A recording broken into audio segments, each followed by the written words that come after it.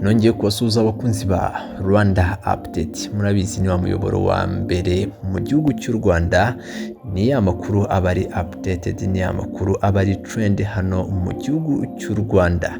Reka tudatinze tunyarukire muri ino nkuru yazindutse icicikana ku mbuga nkoranyambaga, aho irimo iravuga kuri Ingabire Victoire avuga ko nta mpamvu yatuma ahunga igihugu kandi agikunda. Niyo nkuru tugiye kuba tugarukaho gatanu kuri gatanu. Uyu munyapolitiki utavuga rumwe n'ubutegetsi bw'u Rwanda, nyuma yaho we n'uwitwa Ntaganda Bernard nawe ufite ishyaka ritavuga rumwe n'igihugu cy'u Rwanda ndetse ritari ryanemerwa, baheruka kwandikira urwandiko rukomeye nyakubahwa Perezida Paul Kagame. Tugiye kuba turebera hamwe ibyinshi byavuzwe n'uyu munyapolitiki Ingabire Victoire. Umunyapolitiki Ingabire Victoire umuhoza utavuga rumwe n'ubutegetsi bw'u Rwanda yanyomoje amakuru yavugaga ko yahunze igihugu, ashimangira ko nta mpamvu yatuma ahunga igihugu cye kandi agikunda. Ni nyuma y'amakuru yiriwe acicikana ku mbuga nkoranyambaga. Kuva ejo kuwa kane avuga ko uyu mugore uyobora ishyaka rya Dalfa Umurinzi yaba amaze iminsi 4 atakigaragara iwe mu rugo, ku buryo n'abaturanyi be nta ukimuca iryera. Ingabire mu butumwa yanyujije kuri Twitter ye yanditse mu rurimi rw'icyongereza n'igifaransa, yavuze ko amakuru avuga ko yahunze igihugu ari ibinyoma. Yagize ati, kuva muri iki gitondo ku mbuga nkoranyambaga hari ibihuha by'uko nahunze igihugu. Nta mpamvu yo guhunga igihugu cyanjye nkunda. Abahwihwisaga ko Ingabire yamaze guhunga, ababihuzaga n'urwandiko we na Maître Ntaganda Bernard w'ishyaka rya PS Imberakuri ritaremerwa mu ihuriro ry'imitwe ya politike yemewe mu gihugu cy'u Rwanda kimwe na Dalfa, baheruka kwandikira Perezida wa Repubulika Paul Kagame. N'urwandiko bise urwandiko rw'inzira basohoye ku itariki ya 2 Nyakanga, ihurirana n'umunsi w'u Rwanda wizihirizaho ubwigenge, bakaruvugamo uko babona bashaka umuti w'ibibazo bise iby'ingutu u Rwanda rwanyuzemo. Yes, ngaye nguko reka dukomeze twumve n'andi makuru ari kugenda acicikana hirya no hino ku mbuga nkoranyambaga. Mbibutsa ko mugomba gukanda subscribe ndetse muganakora na share ku makuru menshi tubagezaho kandi abagiye atandukanye. Murakoze mugira ibihe byiza. Irazuba bw'u Rwanda, imwe mu ngamba leta y'u Rwanda iherutse gufata zo kurwanya ikwirakwira rya COVID-19 no gushyiraho isaha ntarengwa ya saa 11 yo guhagarika imirimo mito mito n'ibikorwa binyuranye by'abaturage mu turere 8 twagaragayemo umuvuduko mu ikwirakwira rya COVID-19. Mu karere ka Rubavu kabarirwa muri utwo, iyi ngamba yatangiye kugira ingaruka ku baturage nk'uko Jean Baptiste Ndabananiye, umunyamakuru w'Ijwi rya Amerika muri ako karere, yabibonye. So gufunga kare byonyine bihangayikishije abatuye uduce dutandukanye tw'igihugu, ahubwo hari n'ubwo bakoreta yafata icyemezo cyaguma mu rugo. Ya kabiri, ikina baganiye n'Ijwi rya Amerika bavuga ko batifuza na gato, kuko bavuga ko byabasubiza mu buzima bubi banyuzemo muri guma mu rugo ya mbere. Uyu mwogoshi n'umucuruzi bo mu mujyi wa Rubavu baravuga ko batangiye kubona izo ngaruka. Muri no minsi nta mushinga umuntu yashora, ni inzara gusa, kuko niyo ubonye yuriye ku manywa nimugoroba ntayibona yo kurya.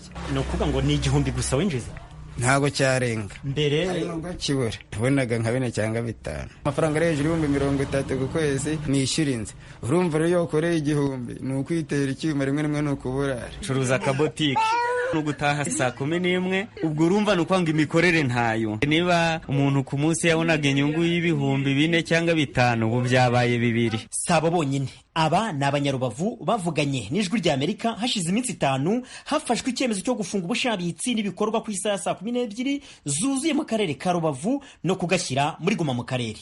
Ku munsi w'ejo naratashye nta n'ikintu mbonye, izi nizanagaruye uyu munsi. Imari naranguye yose ndacyayifite. Nanywera isasi ya 3 maze gukoreramo 2500, urukumva ngise ndayagaruza. igihombo cyo kiba kirimo kuko buri kubireba rimwe na rimwe ukanaburara kandi wiriwe ku kazi. Imaze kuburara inshuro imwe kandi n'uno munsi ndakeka ko ndi buburare.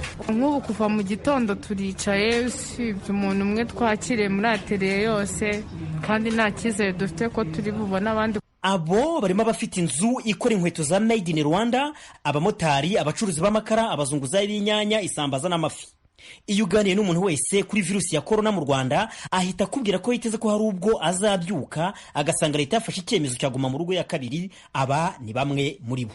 Turabyiteguye rwose kuguma mu rugo. Ndazifite cyane ko guma mu rugo yagaruka byashoboka. Ubu naho turabufite kabisa kuko ndi kumva abantu bari kugumya kwiyongera tu. Hari igihe usanga ariyo myanzuro yafatwa guma mu rugo. Ubwo turukumva ati nibikomeza tubarashyiraho guma mu rugo. Aba bafundi babanza bo mu karere ka Rubavu n'ufite ubumuga uheruka nawe w'Irubavu bavuga ko baba bagushije ishyano hongeye kubaho guma mu rugo kuko bumva bari mu byiciro byabangamirwa na guma mu rugo.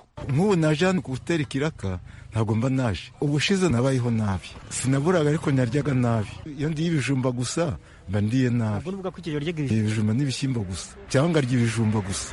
Ko biri ibyo kurya byatangiye kuboneka guma mu rugo ya mbere kubwirirwa twarabwiriwe tunarabura naburaye iminsi 3. Guma mu rugo iramutse igarutse ni ikibazo. Ubu mfite umuryango kandi akenshi gashoboka kurya nuko umuntu aba yagiye mu kazi mu kiraka icyo dusanze turi kubaka. Ubushize ukaraburaye nga 3 kagezemo n'abana baraburaye. Bakongera akavuga ngo tugume mu rugo ko twaba kongeye guhura n'ibindi bibazo, ubuzima bwo kongera kugenda nabi. Aba nabo ntibifuza guma mu rugo ya kabiri. Uwa mbere ni umunyaburera ukora ubucuruzi burimo n'ubw'ibikoresho by'ubwubatsi butari bukomorewe muri guma mu rugo ya mbere. Uwa kabiri ni umunyamusanze nawe wari ufite ubushabitsi butashobokaga bitewe naho yabukoreraga. Ntabwo namenye umubare usabye no gukora twahombye gusa. Nta kubaka kwarimo nawe urabyumva. Buri wese yumvise ko abigizemo uruhare rwo kuyirinda niwo waba umwanzuro nyawo. Umunsi nabaga nagiye mu muji kujana gusambaza wamusanze ubuyanga iwacu ku cyaga cya Ruhondo nakoraga nk'ibihumbi nka 3 wenda nkari igihumbi 2 nkabigeza mu rugo. Mwibyo by'umweru nahombye nk'ibihumbi nka 50 by'inyungu. Guma mu rugo yarangiye ugifite cya gishoro. Reka ndi mu rugo gusa ntaje bikora. Numva twagenekereza tugakomeza tukirinda uko bikwiye ariko guma mu rugo yongere kubaho. Bavuze ko buri wese akwiye gukurikiza amabwiriza yo kwirinda virusi ya corona. Babanyarubavu bose twavuganye nabo basaba buri wese kuzirikana ayo mabwiriza. Iyi ni nayo ngingo umukuru wa guverinoma y'u Rwanda Edouard Ngirente yibanzeho mu kiganiro aheruka kugirana n'itangazamakuru. Ni mu bucuruzi twavuye ngo curuza kujyana n'abantu babitwara barinye hanyuma upakira ibicuruzwa mureke tuyubahirize kimwe twese kugira ngo tube ku ikintu twakivamo. Ikindi turimo kugenda tubona abantu banduza abandi babishaka. Aho umuntu amupima arwaye jya mu rugo wicara, ejo polisi ikamufata atwaye tagisi atwaye abantu. Hari n'abakozi ba leta n'abakozi b'ibigo akamara kubona ko arwaye ariko akajya ku kazi. Ndagira mu rugo tuba bumvikane ko kuba wagaragayeho covid ariko ukaba utararwara ngo urembe ugomba kumenya ko ugomba kurinda bagenzi bawe kurinda n'abandi. Bakunze baradijwe rya Amerika mutuye mu burasirazuba bwa Repubulika ya Demokarasi ya Kongo tubararikire kujya mukurikira ibiganiro byacu ku maradiyo akurikira. Radio Communautaire La Voix de Mikeno ibunagana ni ku murongo wa FM 99 n'ibice 7. Radio Ngoma na Amani mu mujyi wa Baraka kuri FM 88 n'ibice 8.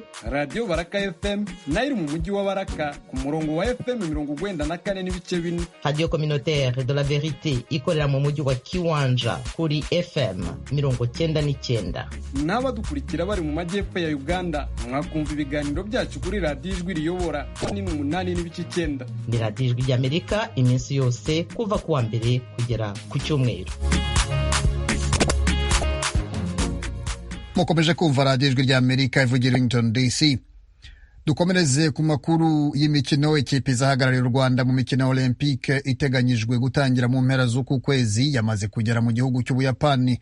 U Rwanda muri iyo mikino ruzaba ruhagarariye yuko rwerekeza mu mujyi wa Tokyo. Iyi kipe y'u Rwanda izaba iri mu mujyi wa Hachimantai uri mu birometero birenga 500 uvuye i Tokyo, aho bazamara iminsi 11 mu myitozo. Mu kiganiro yagiranye na mugenzi wacu Edi Rwema, Bwana Jean de Dieu Mukundi ukuri uyoboye abazahagararira u Rwanda muri iyo mikino yavuze ko ikipe y'u Rwanda yahawe ibyangombwa byose kugira ngo izitware neza. Ubu turi mu mujyi wa Hachimantai kubera yuko imikino nk'uko mubizi zatangira ku itariki 24 z'ukwezi kwa karindwi ariko turimo, ariko kubera amasezerano y'ubufatanye twari dufitanye n'uyu mujyi wa Hachimantai Shanghai twahisemo kubanza kuza muri uwo mujyi kugira ngo tubanze dukore imyitozo y'iminsi 11 abakinnyi bacu bamenyera ikirere, bamenyera amafunguro ndetse bamenyere n'ibindi bikorwa byose bikorerwa hano mu Buyapani mbere y'uko berekeza mu mikino nyirizina i Tokyo mu mujyi. Niho muri n'itsinda ryose ry'u Rwanda abakurikiye Ijwi ry'Amerika muri aka kanya barifuza kumenya ese u Rwanda muri iyo mikino ruhagarariwe gute? U Rwanda ruhagarariwe